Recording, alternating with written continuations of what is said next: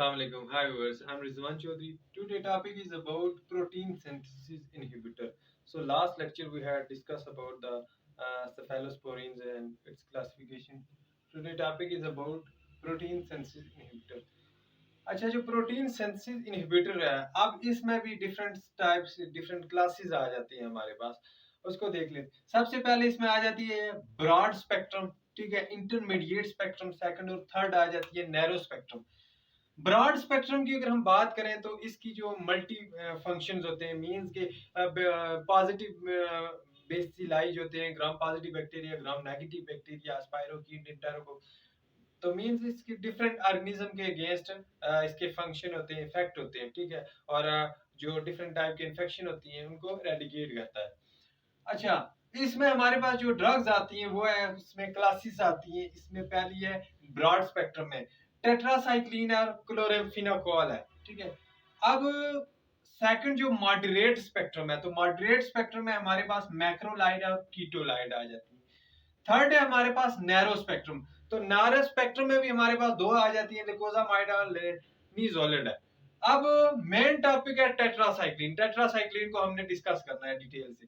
तो टेट्रासाइक्लिन, इसकी मैंने कहा चूंकि ये ब्रॉड स्पेक्ट्रम में आती है, तो ब्रॉड स्पेक्ट्रम एक्टिविटी होगी इसकी बोथ ग्राम पॉजिटिव और ग्राम नेगेटिव बैक्टीरिया के अगेंस्ट, और जो सर्टेन स्पाइरोकीट्स होंगे, क्लाइमेडिया वगैरह होंगे, ठीक है, इनके अगेंस्ट इसकी एक्टिविटी होती है। फर्स्टली इसके लिए हम इसको यूज करेंगे ग्राम पॉजिटिव और ग्राम नेगेटिव बैक्टीरिया, स्पाइरोकीट हो गया, क्लाइमाइडियल इन्फेक्शन हो गया, उसके लिए हम यूज करेंगे प्रेफरेबली। सेकंड यूज इसका होगा रेस्पिरेटरी डिसऑर्डर में, कि अगर इसमें इन्फेक्शन हो गया है रेस्पिरेटरी लंग्स वगैरह में, या कोई भी न्यूमोनिया हो गया या डिफरेंट रेस्पिरेटरी डिसऑर्डर्स हो गए, ठीक है, तो उसके लिए सेकंड चॉइस होगी हमारी। सही है। फर्स्ट चॉइस किसके लिए होगी? क्लेमाइडियल इन्फेक्शन, स्पाइरोकीट्स वगैरह के लिए अगेंस्ट हम इसको यूज करेंगे। इसके अलावा हमारे पास क्या है कि जो बैक्टीरिया होते हैं, अब चूंकि हमने क्या करना है कि प्रोटीन की सिंथेसिस को इनहिबिट करना है। अब प्रोटीन को कौन सिंथेसाइज कर रहा होता है? राइबोसोम्स इन्वॉल्व होते हैं इसकी प्रोटीन की सिंथेसिस करते हैं। अब राइबोसोम चूंकि डिफरेंट सब यूनिट होते हैं इसकी, बैक्टीरिया में हमारे पास दो राइबोसोमल सब यूनिट्स होंगे, 30S और 50S, ठीक है। अब बैक्टीरिया और जो यूकैरियोट्स होते हैं या ममालियन की अगर हम बात करें, ममाल सेल, तो वो डिफर करते हैं। अब बैक्टीरिया की बात की कि 30S और 50S सब यूनिट्स होते हैं। ममालियन सेल में क्या होगा? इसमें दो सब यूनिट्स होते हैं, ठीक है, 40S होते हैं और 60S होते हैं। अब चूंकि हमने क्या करना है, प्रोटीन सिंथेसिस को इनहिबिट करना है, वो बैक्टीरिया आके जो क्या कर रहे हैं कि प्रोटीन सिंथेसिस कर रहे हैं, ठीक है, उस बैक्टीरिया को क्या करना है हमने, उसकी जो हमारे पास रेप्लिकेट हो रही है, ठीक है, उसकी जो कॉपीज बन रही है या वो इन्फेक्शन काज कर रही थी, उसको हमने क्या करना है, वो प्रोटीन सिंथेसिस को स्टॉप करना है, ताकि फर्दर जो इन्फेक्शन है उसके जो चांसेस है, रिस्क है, उसको एरेडिकेट किया जाए। तो टेट्रासाइक्लिन चूंकि हमारे पास, अब नाम से जाहिर है टेट्रासाइक्लिन, इसमें 4 हाइड्रोकार्बन रिंग्स होती हैं जो फ्यूज हुई होती है, और दो कंजुगेट्स डबल बॉन्ड्स होते हैं, इसमें कंजुगेट्स डबल बॉन्ड्स होंगी, ठीक है। तो 4 हाइड्रोकार्बन रिंग्स होती है, इसी वजह से हम कहते हैं इसको डाटा टेट्रासाइक्लिन। अब इसमें ये होता है कि जो ममालिन है उसमें फिर ये इसमें 40S और 60S सब यूनिट होते हैं। जो टेट्रासाइक्लिन की अगर हम बात करें, ठीक है, तो बैक्टीरिया के 30S सब यूनिट के साथ क्या होगी, बाइंड करेगी, और फर्दर उसकी जो प्रोटीन की सिंथेसिस है, राइबोसोम्स वो आगे मैसेंजर आरएनए, ट्रांसफर आरएनए इसमें इन्वॉल्व है, ठीक है, वो जो कंप्लीट स्टेप होगा उसको क्या करेगी, इनहिबिट करेगी। जब इनहिबिट करेगी तो हमारे पास प्रोटीन की सिंथेसिस नहीं होगी, ठीक है। तो ये इसको आगे हम इसका मैकेनिज्म ऑफ एक्शन डिस्कस करते हैं कि कैसे ये अपना एक्शन परफॉर्म करेगी और प्रोटीन की सिंथेसिस को कैसे ये इनहिबिट करेगी, ठीक है। और डिफरेंट टाइप के जो बैक्टीरियल इन्फेक्शन हो गए, चाहे वो ग्राम पॉजिटिव बैक्टीरिया काज कर रहे थे, ग्राम नेगेटिव बैक्टीरिया काज कर रहे थे, उसको एरेडिकेट करने में हेल्पफुल होगी। तो उसको हम क्या करते हैं, डिस्कस करते हैं, ठीक है। इसका मैकेनिज्म ऑफ एक्शन हम देख लेते हैं कि इसका जो मैकेनिज्म ऑफ एक्शन है किस पे बेस करता है। अच्छा, डिस्कस कर रहे थे हम कि मैकेनिज्म ऑफ एक्शन। तो मैकेनिज्म ऑफ एक्शन में दो तीन स्टेप्स होते हैं। सबसे पहले हमारे पास क्या होता है, चूंकि टेट्रासाइक्लिन है वो आके बाइंड करता है 30S सब यूनिट जो राइबोसोम्स होंगे, ठीक है। अब चूंकि ट्रांसफर आरएनए ने क्या करना होता है कि राइबोसोम्स को कैरी करता है, ठीक है, थ्रू मैसेंजर आरएनए के थ्रू, ठीक है। अब मैसेंजर आरएनए मैसेज लेके जाता है, ठीक है, राइबोसोम्स को मैसेज देता है, प्रोटीन की सिंथेसिस होती है। अब जब ट्रांसफर आरएनए क्या होगा, बाइंड करेगा 30 सब यूनिट के साथ, और किसके साथ, ए साइड पे, राइबोसोम्स की जो ए साइड होगी, ठीक है, ये अमीनो एसिड वहां पे आके बाइंड करेगा। जब वहां पे बाइंड करेगा तो ट्रांसफर आरएनए की बाइंडिंग नहीं होगी। जब ट्रांसफर आरएनए की बाइंडिंग नहीं होगी तो मैसेंजर आरएनए को मैसेज रिसीव नहीं होगा, ठीक है। कॉम्प्लेक्स नहीं बनेगा ट्रांसफर आरएनए और मैसेंजर आरएनए का, कॉम्प्लेक्स नहीं बनेगा। जब कॉम्प्लेक्स नहीं बनेगा, राइबोसोम्स को सिग्नल नहीं मिलेगा। जब राइबोसोम को सिग्नल नहीं मिलेगा तो प्रोटीन की सिंथेसिस नहीं होगी, स्टॉप हो जाएगी इस तरह। और कैसे स्टॉप होगी, यहाँ पे हमारे पास क्या होगा, वो जो पॉलीपेप्टाइड चेन उसकी एलोंगेशन हो रही थी, ठीक है, उसके साथ चूंकि ट्रांसफर आरएनए बाइंड ही नहीं हुआ है, ठीक है, तो जब बाइंड नहीं हुआ, चेन एलोंगेशन नहीं होगी, आगे राइबोसोम को सिग्नल नहीं मिला, प्रोटीन की सिंथेसिस स्टॉप हो जाएगी, इनहिबिट हो जाएगी। This is mechanism of action. अब इसके डायग्राम के थ्रू हम देख लेते हैं। अब ये हमारे पास 30th सब यूनिट है, ठीक है, बैक्टीरियल राइबोसोम्स की बात करें, दो सब यूनिट है, एक 30th है, एक 50th। अब ये 30th के साथ क्या है कि हमारे पास मैसेंजर आरएनए का टेम्पलेट है ये वाला। अब ये जो है इसकी ए साइड है, ये पी साइड। अब ए साइड जो है एक्सेप्टर साइड है, ठीक है। अब यहाँ पे क्या हुआ हमारे पास कि जो टेट्रासाइक्लिन थी, क्योंकि बाइंड होना था, इसने ट्रांसफर आरएनए ने यहाँ पे आगे बाइंड होना था, और यहाँ पे आगे बाइंड हो के ये हमारे पास जो चेन थी, ये इसके साथ फिर इसको एक्टिवेट करना था। ये पेप्टाइड चेन के साथ अमीनो एसिड ट्रांसफर आरएनए ने बाइंड हो के पेप्टाइड चेन एलोंगेट होनी थी, फिर राइबोसोम्स को सिग्नल मिलता और फिर देन प्रोटीन की सिंथेसिस होनी थी नॉर्मली। अब क्या हुआ, जब बैक्टीरिया की ग्रोथ हो रही है, जब आपने ड्रग यूज किया एंटीबायोटिक टेट्रासाइक्लिन, तो वो आगे ए साइड पे अटैच होगी। जब ए साइड पे अटैच होगी तो ये जो हमारे पास पेप्टाइड चेन है, क्योंकि इसकी बाइंडिंग नहीं होगी, अमीनो एसिड की है, कौन सा, ट्रांसफर आरएनए। जब ट्रांसफर आरएनए बाइंड हुआ तो ये जो यहाँ पे इन्वॉल्व हो रहा था, ठीक है, इसकी मूवमेंट हो रही थी, ठीक है। अब मूवमेंट जब हो रही थी हमारे पास, ठीक है, तो ये पेप्टाइड चेन इस अमीनो एसिड ट्रांसफर आरएनए के साथ बाइंड हो रही थी, कॉम्प्लेक्स बन रहा था। अब चूंकि यहाँ पे टेट्रासाइक्लिन आके बाइंड कर गई है, कॉम्प्लेक्स नहीं बनेगा, ठीक है, ये अमीनो एसिड ट्रांसफर आरएनए इसके साथ बाइंड नहीं होगा। जब बाइंड नहीं होगा, राइबोसोम को मैसेज नहीं मिलेगा और प्रोटीन की सिंथेसिस नहीं होगी। This is the mechanism of action.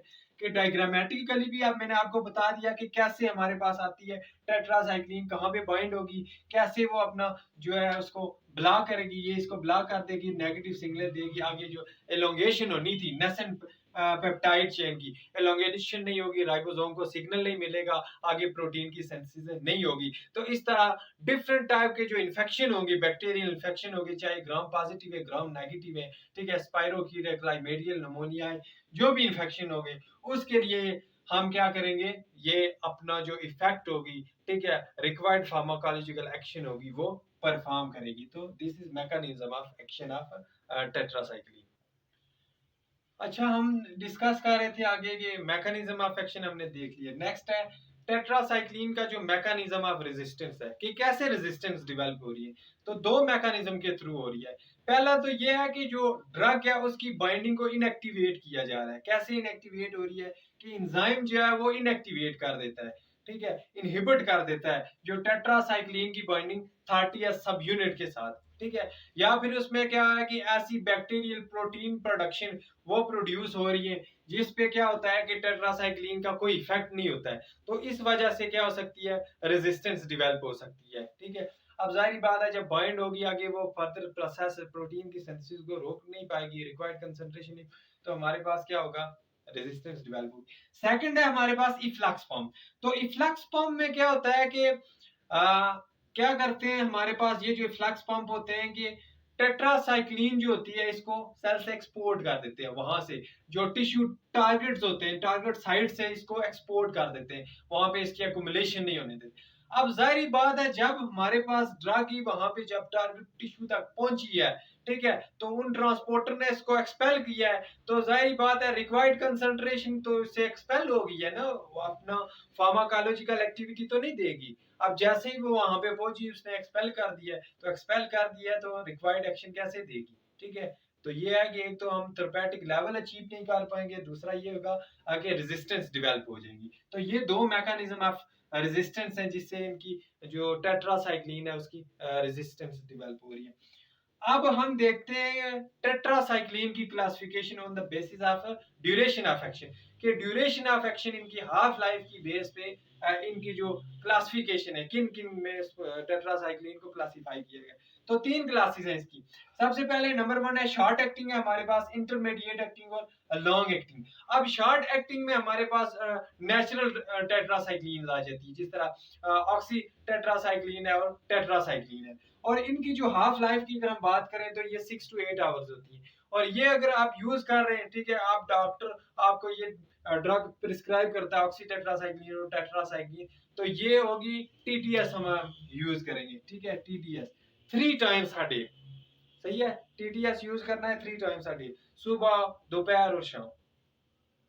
Second है इंटरमीडिएट एक्टिंग। अब इंटरमीडिएट एक्टिंग क्या होती है, दरमियानी एक्शन होगा इनका, इसमें डेमोसाइक्लोसाइक्लिन है, ठीक है, और इनकी हाफ लाइफ होती है 12 आवर, और इट मींस दैट आपने इसको यूज करना होता है बीडी में 2 टाइम्स अ डे, सुबह और शाम। सही है। थर्ड आ जाती है लॉन्ग एक्टिंग। तो लॉन्ग एक्टिंग में हमारे पास डॉक्सीसाइक्लिन आती है और टैगीसाइक्लिन। डॉक्सीसाइक्लिन इसका ब्रांड नेम मोस्ट कॉमन जो है वाइब्रोमाइसिन 100 मिलीग्राम में आती है, ठीक है। तो ये लॉन्ग एक्टिंग हमारे पास आ जाती है। अब इसकी हाफ लाइफ की अगर हम बात करें तो 16 आवर होती है। तो ये जो है कभी भी आप बस एक्सेप्ट अगर बहुत ज्यादा अगर सीरियस इन्फेक्शन हो गया है तो उसमें आप यूज कर सकते हैं बीडी में, अदरवाइज आपने क्या करना होता है इसको ओटी में यूज करना होता है, ठीक है, वंस टाइम अ डे। तो ये थे इनकी classification of the basis of duration of action. Next इसकी हम डिस्कस करते हैं फार्माकोकाइनेटिक्स क्या है। अच्छा, फार्माकोकाइनेटिक्स को हम डिस्कस कर रहे थे। तो फार्माकोकाइनेटिक्स में क्या होगा कि जो टेट्रासाइक्लिन है उसको हम ओरली एडमिनिस्टर करते हैं, लेकिन क्या है कि डाइटरी फूड जो है इसकी एब्जॉर्प्शन पे इफेक्ट कर सकता है। कैसे कि ऐसे सप्लीमेंट्स अगर आप उसमें मैग्नीशियम है, कैल्शियम है, या एंटासिड्स यूज कर रहे हैं, एल्यूमिनियम हाइड्रोक्साइड या आयरन, तो ये इसकी एब्जॉर्प्शन जो टेट्रासाइक्लिन की एब्जॉर्प्शन होगी उसको इफेक्ट कर सकते हैं, उसको डिक्रीज करेंगे। किस वजह से, क्यों डिक्रीज करेंगे, क्योंकि नॉन एब्जॉर्बेबल चिलेट्स बन जाएंगी, ठीक है, जिसकी वजह से इसकी जो एब्जॉर्प्शन होगी लिमिटेड हो जाएगी। तो जब एब्जॉर्प्शन लिमिटेड होगी तो रिक्वायर्ड कंसंट्रेशन में ये टारगेट टिश्यू तक नहीं पहुंच पाएगी और हमें रिक्वायर्ड फार्माकोलॉजिकल एक्शन नहीं देगी। उसके अलावा हमारे पास जो डॉक्सीसाइक्लिन है ये अवेलेबल होती है ओरल टैबलेट फॉर्म में भी और आईवी जो इंजेक्टेबल है उस फॉर्म में भी अवेलेबल होती है। डिस्ट्रीब्यूशन की अगर हम बात करें तो ऑल बॉडी फ्लूइड्स में ये डिस्ट्रीब्यूट हो जाती है, ठीक है, जो टेट्रासाइक्लिन है। अब जो मोनोसाइक्लिन है और डॉक्सीसाइक्लिन है ये साइटोस्पाइनल फ्लूइड को पेनिट्रेट कर जाती है और जो अचीव कर लेती है, जो थेरेपेटिक कंसंट्रेशन होती है उसको अचीव कर लेती है, रिक्वायर्ड हमें फार्माकोलॉजिकल एक्शन देगी। एक्सक्रीशन की अगर हम बात करें तो ये एक्सक्रीट होती है किडनी के थ्रू, इसके अलावा मेटाबॉलिज्म की भी इसकी किडनी में ही होगी, ठीक है, एक्सक्रीशन होगी होती है, ठीक है, किडनी के थ्रू।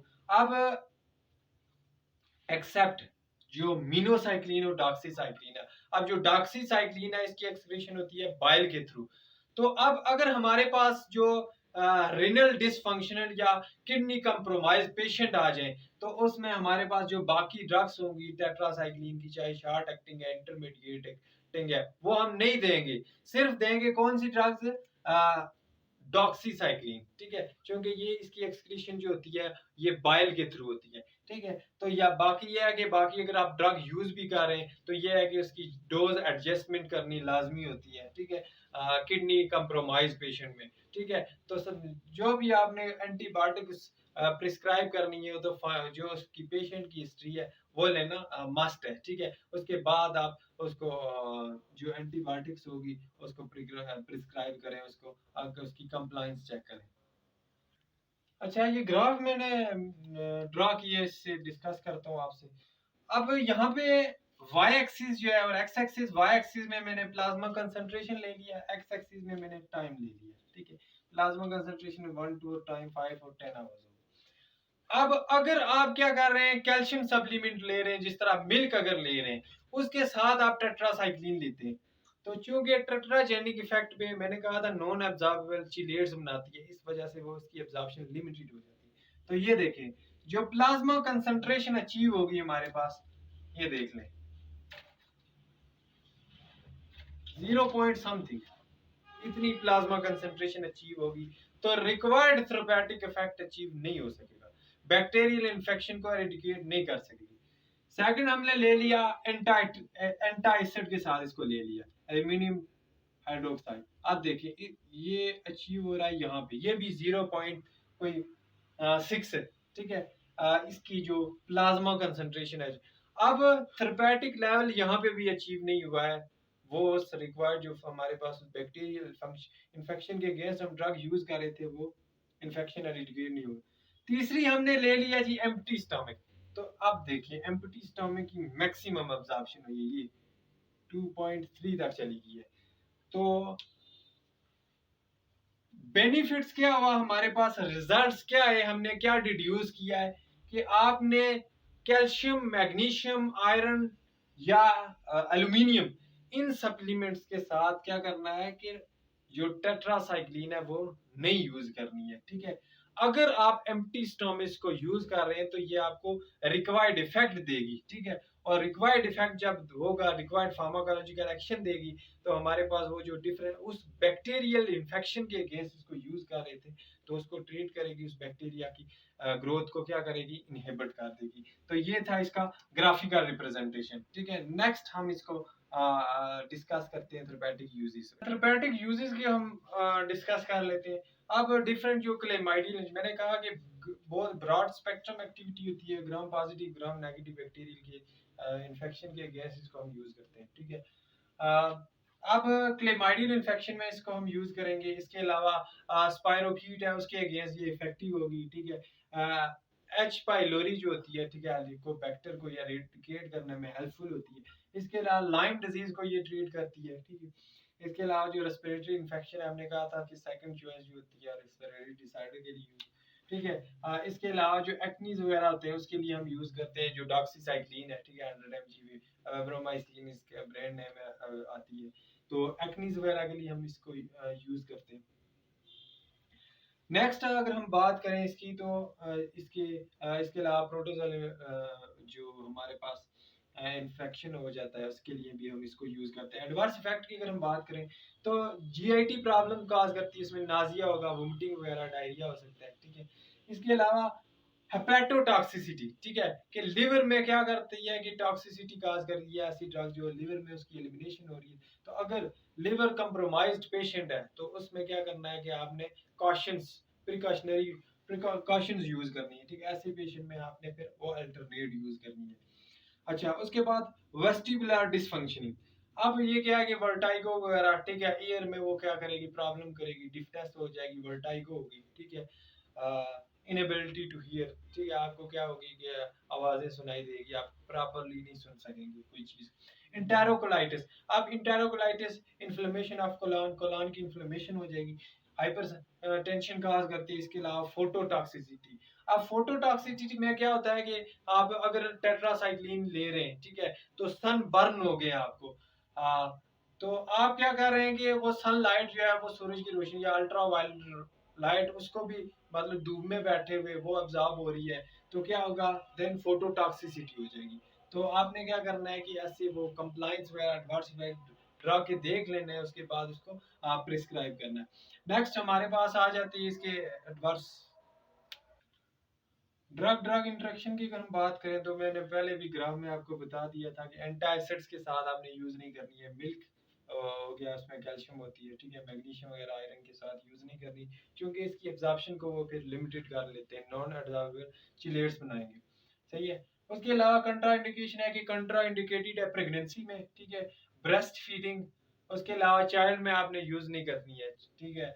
जो लेस देन 8 ईयर हो गई, उसको उसका कहते हैं पेडियाट्रिक। अच्छा, अब क्यों नहीं, बच्चों में क्यों यूज नहीं करनी, क्योंकि इसके टेट्राजेनिक इफेक्ट होते हैं, ये इफेक्ट करती है बोन्स और की ग्रोथ जो होती है। इसके अलावा टीथ होते हैं, ठीक है, उस पे इफेक्ट करती है। तो बच्चों में क्या हो रहा है कि डेवलपिंग हो रहे होते हैं बोन्स और टीथ, जब आप ये यूज करेंगे तो उसकी ग्रोथ क्या हो जाएगी, लिमिटेड हो जाएगी, ठीक है। इसके अलावा हमने कहा था कि टेट्रासाइक्लिन आप प्रेगनेंसी में अगर यूज करेंगे तो डिसकलोरेशन ऑफ टीथ काज करेगी। तो ये था इसके contraindication. That's all about today topics. If anyone have any single question, you can ask in the comment box. Thank you very much.